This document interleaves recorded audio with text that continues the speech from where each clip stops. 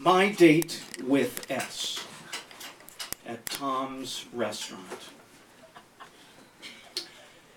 At that time, she and I both were prominent artists, known and respected throughout an area of Greenwich Village, about the size of a football field.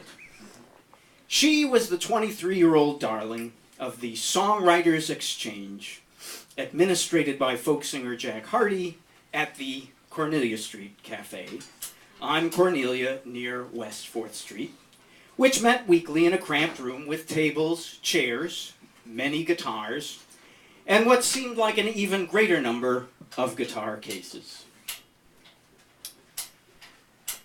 The truth is, we were all friends, more or less. Friends who sniped at each other and competed for bookings, of course. But a jittery group of mutually admiring, mostly poor, all struggling artists, going to school or working at part-time jobs, and sharing our incalculably scarce, youthful days of hopeful glory in Greenwich Village. Everybody wanted to be totally cool about everything. But there were also tears, fists pounding on bathroom doors, and shrieks of laughter at midnight sailing off tenement fire escapes. When I became roommates with Vincent T. Voke, all doors opened to me, and I spent a few of the happiest years of my life hanging out with Vinny, the roommates, Pat Denizio, Sean Colvin, a bunch of equally talented people whose names would probably mean nothing to you, and also S.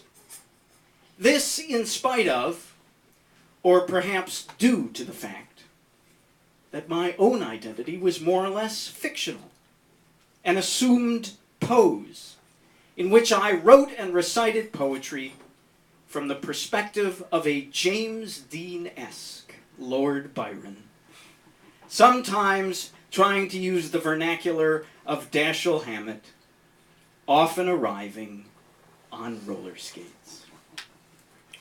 Only in this fictional guise would I have dared to ask S out, and only as the result of some slight, no doubt inadvertent encouragement on her part.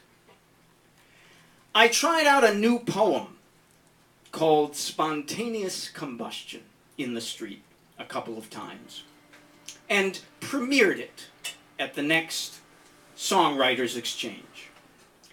There was feedback from the others present, which I deemed generally positive, and then I made an exit, somewhat elated. In the time it took me to change back into my roller skates, S came outside to express her warm, personal congratulations. Perched atop my wheels, I was in a position to look down into S's friendly face and to imagine whatever I chose as she stood inches away in the sunlight. Without consulting anyone, not even Vinny, I decided I should ask her out. This is called...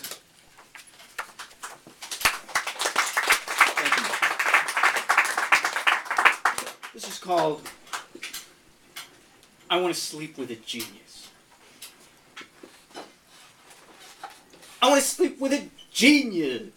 I want to see what makes her tick. I want to learn all about her advanced intelligence lovemaking tricks. I want to discover what a genius looks like in her face fast asleep. I want a genius of my very own to keep. You know, you can learn things just from watching the way a genius combs her hair. She can even teach you things if she cares. She can make the difference because she's got an edge.